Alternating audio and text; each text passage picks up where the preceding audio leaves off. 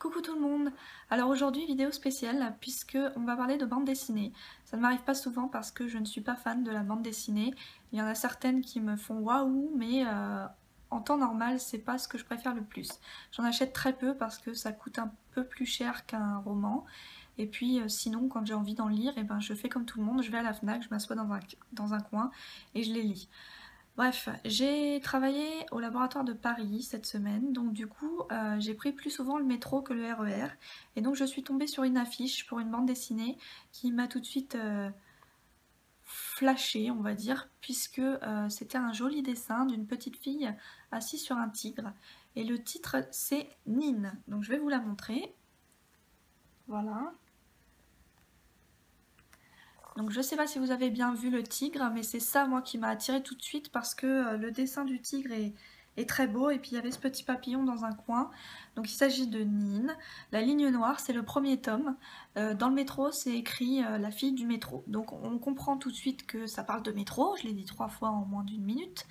Et donc, moi qui suis dans les transports 2 heures, voire 2 heures et demie par jour, ça m'a tout de suite attirée. J'ai pas cherché à aller plus loin, j'ai pas cherché à savoir de quoi ça parlait. J'ai foncé chez mon libraire en rentrant du travail, donc La Griffe Noire à Saint-Maur-des-Fossés. Euh, Allez-y, parce qu'elle est magnifique. N'y allez pas si vous voulez sauver votre compte en banque, n'y allez pas si vous avez des relations fusionnel avec votre banquier, il va vous haïr après ça puisqu'on ne peut pas ressortir de la Griffe Noire sans rien. C'est impossible, que ce soit la partie bande dessinée ou la partie librairie en tant que telle, c'est magnifique, il faut y aller et ça permet aussi de faire la promotion des petits libraires de quartier et de ne pas financer la FNAC et autres. Voilà, petite parenthèse fermée, on revient à Nine. Donc je l'ai fini d'une traite, je l'ai lu dès que je suis rentrée, c'est un très bel ouvrage. J'adore ça, avoir des belles bandes dessinées dans la bibliothèque, ça fait toujours un peu plus classe. Et donc j'ai adoré. Le dessin est aussi beau à l'extérieur qu'à l'intérieur. C'est une jolie histoire. C'est donc l'histoire de cette petite fille qui a été trouvée dans le métro quand elle était bébé, qui a été adoptée par ces gens du métro qui nettoient, qui réparent les rails, qui s'occupent de faire la maintenance toutes les nuits, et qui donc l'ont élevée dans ce côté secret du métro, en la laissant aller dans les tunnels avec eux quand ils ont quelque chose à réparer, etc. Et donc cette petite fille a une fascination de base pour le métro et pour les transports parisiens. Et en grandissant, elle va s'apercevoir qu'il se passe des choses chez elle. Elle voit des choses que les autres ne voient pas dans le métro, c'est-à-dire des petits papillons. Elle voit des vieux SDF justement courir après ces papillons. Elle voit qu'elle n'est pas comme les autres, qu'elle a quelque chose de différent. Elle ne comprend pas ses origines. Elle n'arrive pas à trouver d'où elle vient.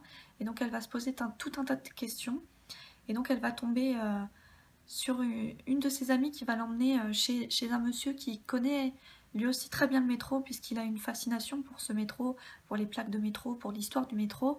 Et donc il va répondre à une de ces questions, une question récurrente puisque toutes les nuits cette petite fille, Nine, fait des cauchemars avec une ligne noire et une station qui revient toutes les nuits avec des monstres dans ses cauchemars.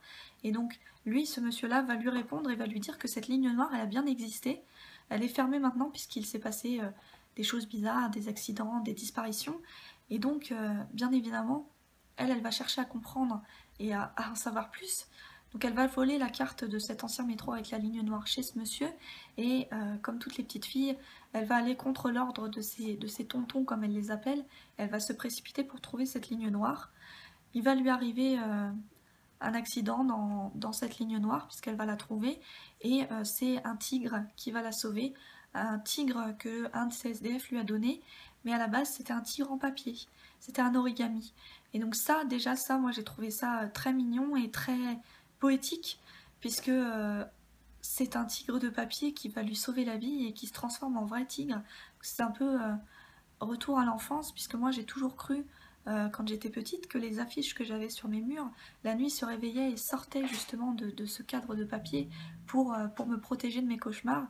Et donc là, du coup, on retrouve cette notion de tigre en papier qui vient aider cette petite fille.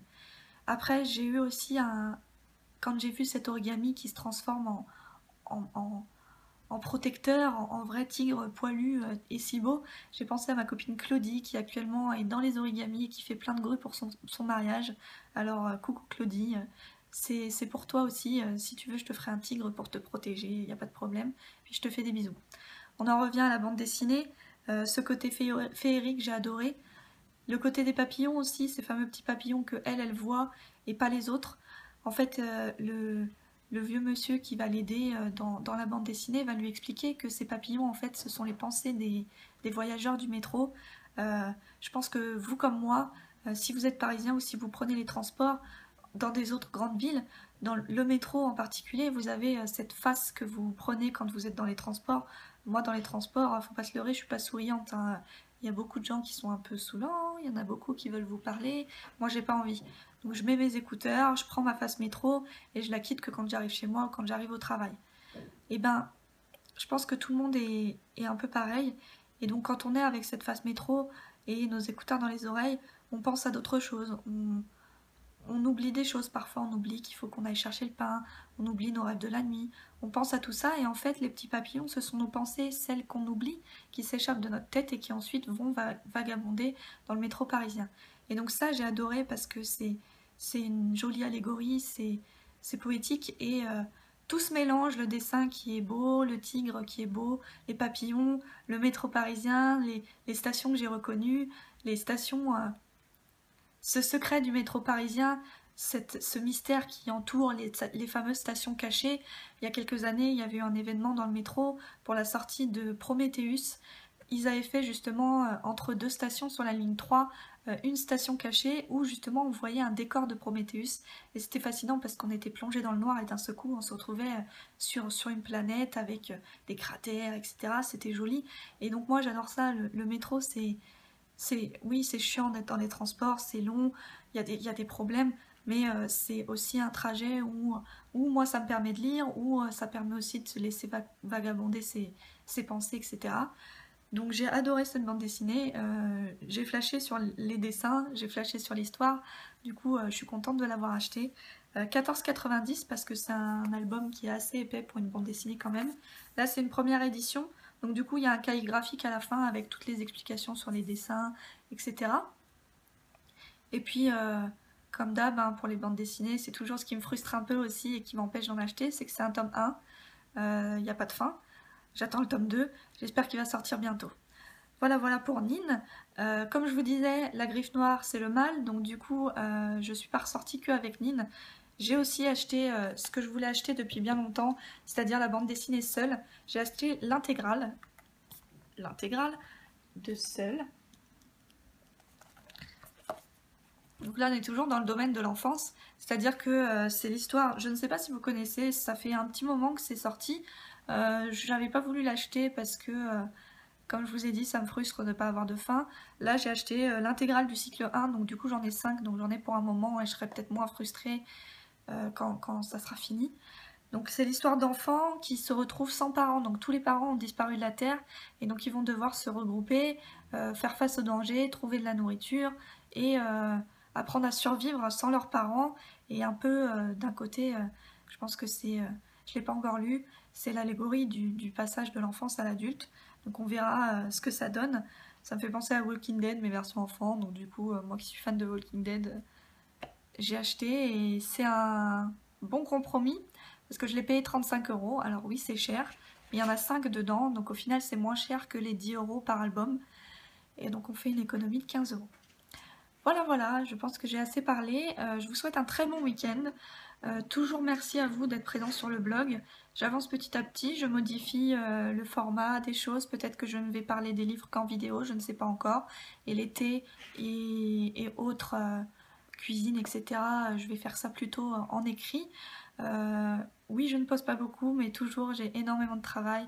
Il s'est passé plein de choses. Enfin bref, c'est ma vie. Et donc je fais ce que je peux, je fais au mieux. Et j'espère vous ravir encore un petit peu durant les vidéos et les textes que je vais poster. Je vous fais plein de gros bisous, bon week-end et à bientôt.